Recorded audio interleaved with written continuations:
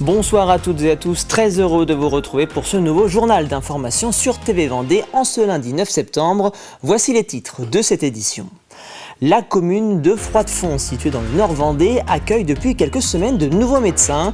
Ils sont 4 à se relayer à travers une permanence et tout cela grâce au dispositif Escorter.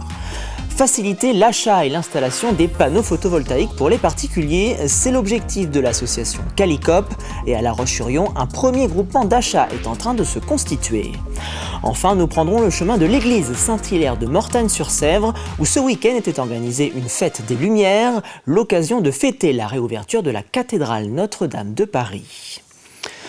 Mais on commence ce journal avec ce drame qui a touché la commune de Challans ce week-end, où les corps sans vie d'une femme âgée de 70 ans et d'un homme de 67 ans ont été retrouvés à leur domicile. C'est un homme âgé, lui, de 34 ans qui a appelé le 15 ce dimanche pour signaler qu'il pensait avoir tué ses parents, a indiqué la procureure de la République à nos confrères de Ouest France. Le trentenaire a été hospitalisé et devrait bientôt être auditionné.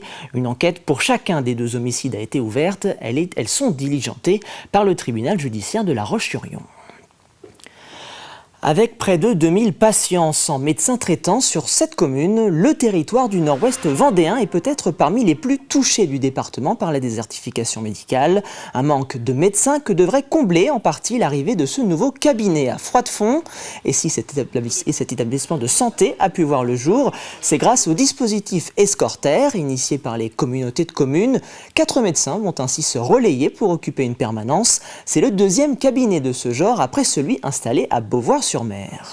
C'est pour impulser une dynamique que ces médecins se mobilisent. L'idée étant de faire venir de nouveaux professionnels, médecins généralistes qui viennent exercer sur notre territoire, tester les différents dispositifs qu'on propose.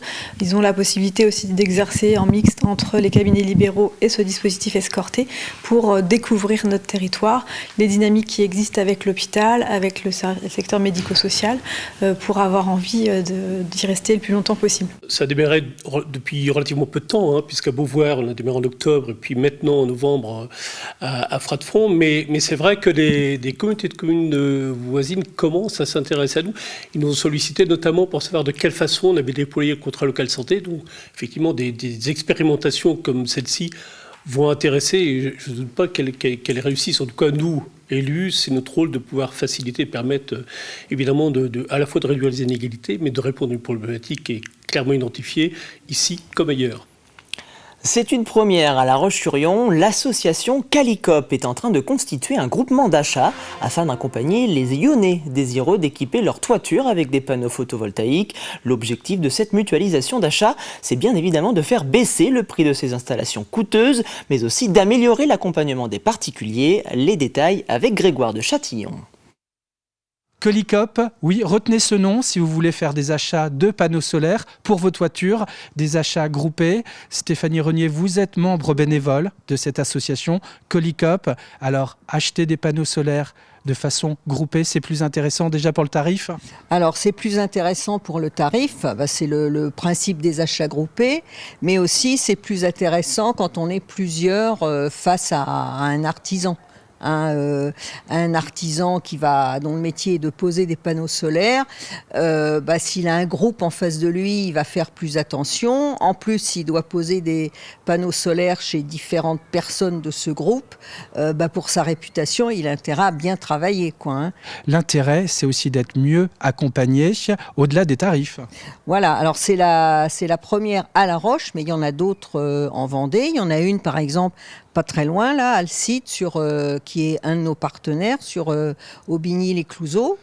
Et donc, l'intérêt, c'est d'être tous ensemble, de se former les uns les autres. Nous-mêmes, nous avons été formés d'abord par une structure qui nous accompagne. On peut toujours aller la voir si on a encore besoin de questions, etc. Cette structure, c'est Élise. C'est une association qui emploie des salariés dont le travail est de faire la promotion de la transition énergétique. Alors moins cher, plus rassurant. Voilà. On s'informe comment pour en savoir plus, échanger avec vous? Je crois qu'il y a une page Facebook. Voilà, c'est ça. Vous tapez Colicop, hein, COLICOP, et là vous aurez tous les renseignements.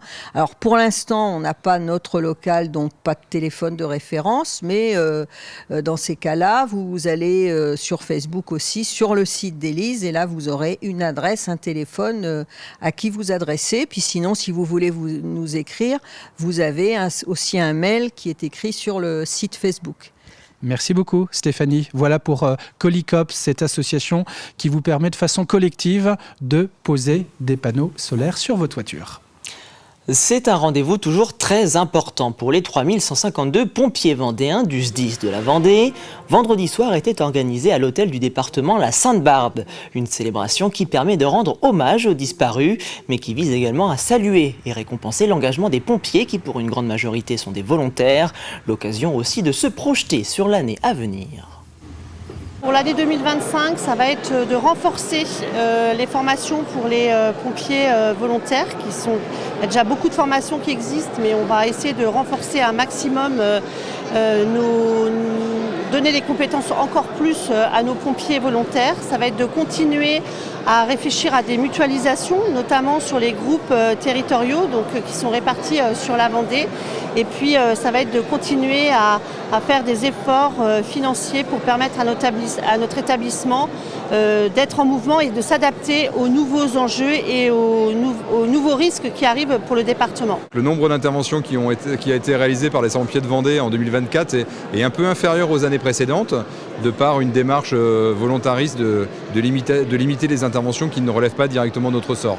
La météo a effectivement également été un peu plus clémente, notamment en début d'été, et donc voilà, les interventions sont un peu moindres, mais ce n'est pas le nombre d'interventions qui doit caractériser l'action des sapeurs-pompiers, puisque le rôle des sapeurs-pompiers, c'est d'être prêt à intervenir en tout lieu du département, en étant équipés, formés et dotés de véhicules adaptés. Donc c'est un effort de préparation de l'intervention sans pour autant avoir la garantie d'intervenir, et c'est pour ça qu'il faut user du nombre d'interventions avec grande précaution.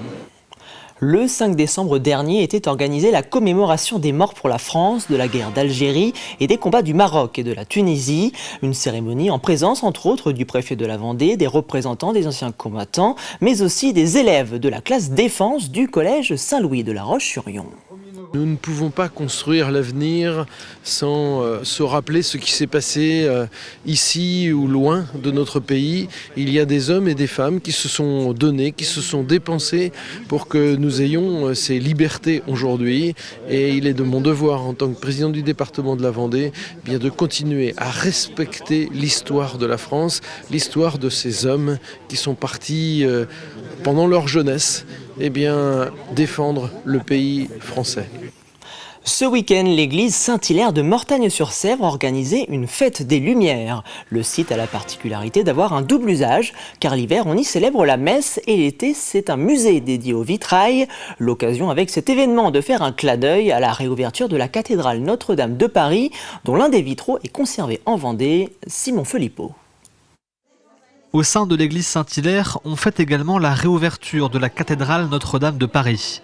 D'abord avec un atelier de production de lanternes, en prenant comme exemple les dessins des rosaces de la cathédrale parisienne. On a fait des lanternes comme ça avec des vitraux et on les a peints. Et après, on va mettre des bougies. On va les mettre à l'intérieur et on pourra les utiliser pour Noël. Puis les chanteurs de l'ensemble vocal de l'Institut musical de Vendée se sont emparés du lieu pour le sublimer de leur voix.